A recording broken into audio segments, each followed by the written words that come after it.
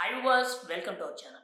ఈ వీడియోలో మనం మెయిన్‌గా మాట్లాడబోయే విషయం ఏంటంటే, కూటమి ప్రభుత్వం తరపు నుంచి ఇప్పటి వరకు కూడా పథకాలేమి ఇవ్వడం లేదు, పథకాలేమి ఇవ్వడం లేదని చెప్పి, ప్రభుత్వం అసలు ఎందుకు పని చేయడం లేదు, చేతకాని ప్రభుత్వం అని చెప్పి ఏదైతే వైఎస్ఆర్‌సీపీ ప్రభుత్వం చెప్తుందో, ఇప్పుడు ముక్కు మీద వేలు వేసుకునే విధంగా, నోటికి తాళం వేసే విధంగా కూటమి ప్రభుత్వం అయితే ఈ సూపర్ సిక్స్ హామీల్లో భాగంగా ముఖ్యమైన పథకం ఏదైతే ఉందో తల్లికి వందనం పథకం అనేది నిన్న జూన్ 12వ తారీఖున అంటే కూటమి ప్రభుత్వం అధికారంలోకి వచ్చి గత ఏడాది జూన్ 12న ప్రమాణ స్వీకారాలు చేశారు. నిన్న 12కి ఏడాది పూర్తయింది కాబట్టి ఈ శుభ సందర్భంగా తల్లికి వందనం పథకం అనేది రాష్ట్ర వ్యాప్తంగా 67,27,164 మందికి ఎవరైతే లబ్ధిదారులు ఉన్నారో వీళ్ళందరి ఖాతాల్లో కూడా 8,745 కోట్ల వరకు కూడా సుమారు వీళ్ళ ఖాతాల్లోకి అయితే జమ చేయడం జరుగుతుంది. ఆల్రెడీ ఇప్పటికే కూడా చాలామంది ఖాతాల్లో పడ్డాయి. ఇంకా ఈ వారం రోజుల్లో కూడా స్లోగా ఇంకొకరి ఖాతాల్లోకి అలా వేస్తూనే ఉంటారు. అయితే ఇక్కడ ముఖ్యంగా ఒకవేళ ఎవరి పేర్లైనా రాలేదు, ఒకవేళ ఏదైనా తప్పు జరిగి వాళ్ళకి రాలేదు, ఎక్కడో అక్కడ పొరపాటు జరిగిందనంటే కూడా దానికి కూడా కూటమి ప్రభుత్వం చాలా శ్రద్ధ పెట్టి ముఖ్యంగా సీఎం చంద్రబాబు నాయుడు గారు ఏం చెప్పారనంటే, దీన్ని సచివాలయ స్థాయిలో, గ్రామ స్థాయిలో ఉంచుతాము. ఒకవేళ ఎవరికైనా గానీ ఈ వారం రోజుల్లో కానీ వాళ్ళకి డబ్బులు పడకపోతే, వాళ్ళు సచివాలయానికి వచ్చి కంప్లెయింట్ చేసి వాళ్ళ పూర్తి ఆధారాలన్నీ కూడా అక్కడ చూపించి, వాళ్ళు నమోదు చేసుకున్నట్లయితే జూన్ 26వ తారీఖు వరకు కూడా తల్లికి వందనానికి సంబంధించిన పథకం అనేది అమల్లోనే ఉంటుంది.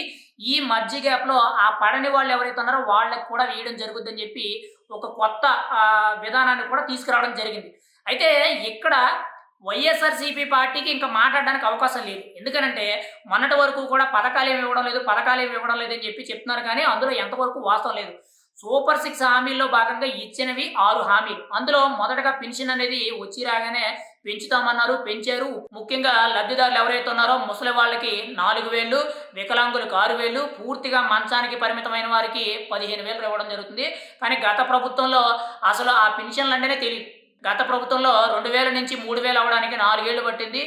వికలాంగులకి 3,000 ఇచ్చారు. మంచంపై ఉన్న వాళ్ళకి 6,000 మాత్రం ఇచ్చారు. కానీ ఇప్పుడు డబల్‌కి డబల్ ఇస్తున్నారు.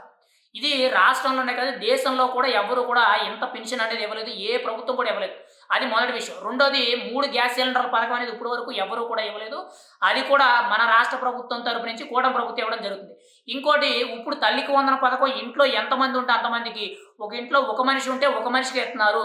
ఇద్దరుంటే 30,000 వస్తున్నాయి. ముగ్గురుంటే 45,000 వస్తున్నాయి. నలుగురుంటే ఏకంగా 60,000 రూపాయలు ఆ తల్లి అకౌంట్‌లో పడుతున్నాయి. ఇచ్చిన మాట నిలబెట్టుకున్నారని చెప్పి చాలా గట్టిగా చెప్పవచ్చు. దాంతో పాటు రైతు భరోసా పథకం ఏదైతే ఉందో, గత ప్రభుత్వంలో రైతు భరోసా అనేది 10,000 ఇవ్వడం జరిగింది. అందులో 6,000 పీఎం కిసాన్ నిధులు ఏవైతే ఉన్నాయో సెంట్రల్ గవర్నమెంట్ నుంచి ఆ నిధులు కలిపి ఇవ్వడం జరిగింది.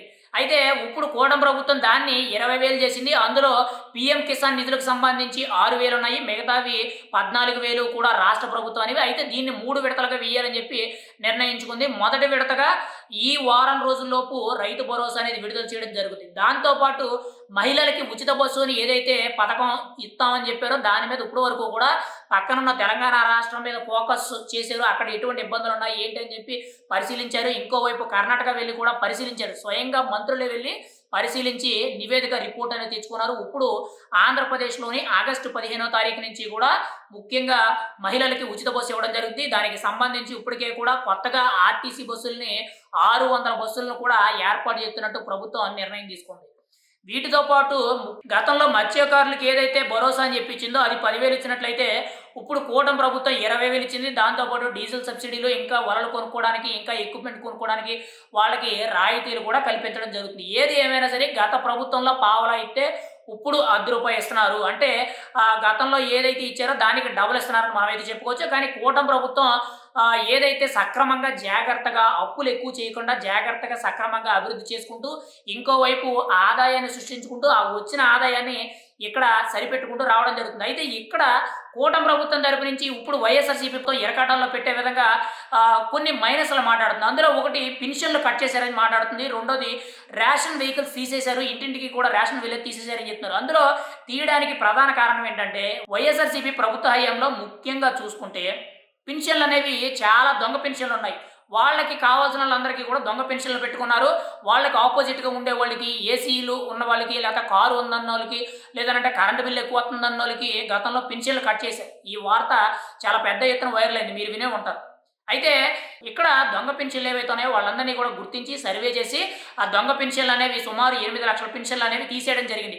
దానివల్ల ఆదాయం అనేది ప్రభుత్వానికి మిగిలింది. ఎందుకంటే దొంగ పెన్షన్లు పెట్టుకొని వాళ్ళు ప్రభుత్వాన్ని మోసం చేస్తూ నెల నెలా కూడా పెన్షన్లు తీసుకోవడం జరుగుతుంది.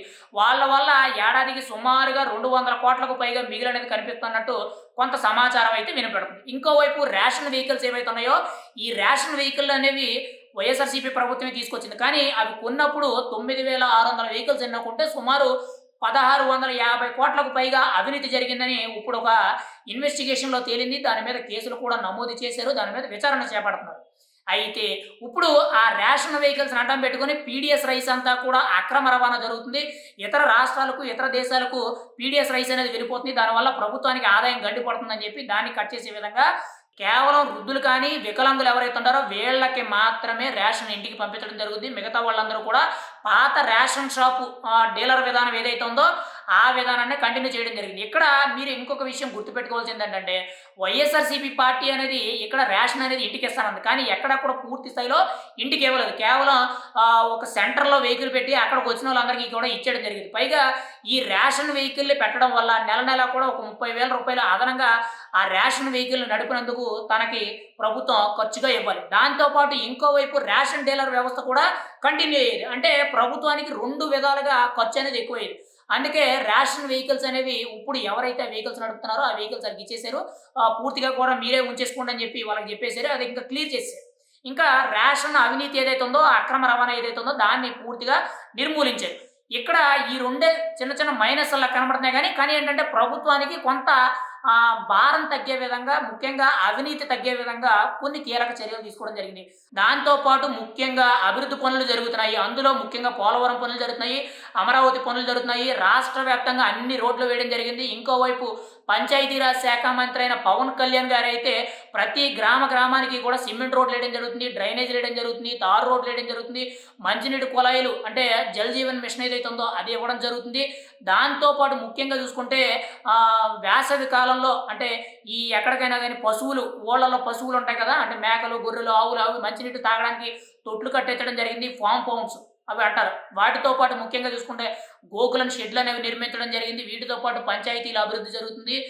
ఏ విధంగా చూసుకున్నా కానీ గత 5 ఏళ్లతో పోల్చుకుంటే 100కి 100% ఏడాది పరిపాలనలోనే కూటమి ప్రభుత్వం అనేది నెంబర్ 1గా చేస్తుంది.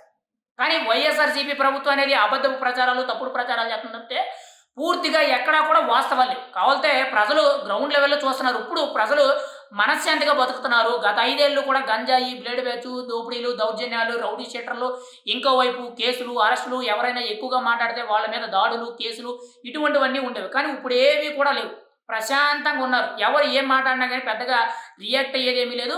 ముఖ్యంగా ఎవరైనా సరే ప్రభుత్వానికి గానీ, ఎవరినైనా చాలా బలవంతంగా ఇబ్బంది పెట్టినట్టు అటువంటి వ్యాఖ్యలొస్తే తప్పితే పూర్తి స్థాయిలో ఎక్కడా కూడా అరెస్టుల నేపథ్యం అనేది, అక్రమ అరెస్టులనేవి, కక్ష సాధింపులనేవి పూర్తిగా ఎక్కడో లేవు. కానీ గ్రౌండ్ లెవెల్‌లో ప్రతి ఒక్కరు కూడా చూస్తున్నారు. కానీ వైఎస్ఆర్‌సీపీ పార్టీ మాత్రం తప్పుడు ప్రచారాలు చేస్తుందని చెప్పి మనమైతే గట్టిగా చెప్పుకోవచ్చు. కానీ ఏడాది పరిపాలనలో కూటమి ప్రభుత్వం నంబర్ 1గా కొనసాగిందని చెప్పుకోవచ్చు. ఆ నంబర్ 1గా కొనసాగినందుకు నిన్న జూన్ 12వ తారీఖు కాబట్టి ఆ 12వ తారీఖు సందర్భంగా తల్లికి వందనం పథకం అనేది ఇవ్వడం జరిగింది. ఇక నుంచి వైఎస్ఆర్‌సీపీ పార్టీ మాట్లాడడానికి కూడా ఏ అవకాశం లేదు. మరి ముందు ఇంకా ఎటువంటి తప్పుడు ప్రచారాలు చేస్తుందనేది మనమైతే చూడాలి. ఏది ఏమైనా సరే కూటమి ప్రభుత్వ పరిపాలన అనేది చాలా నంబర్ 1గా సాగుతుందని చెప్పి మనమైతే చెప్పుకోవచ్చు.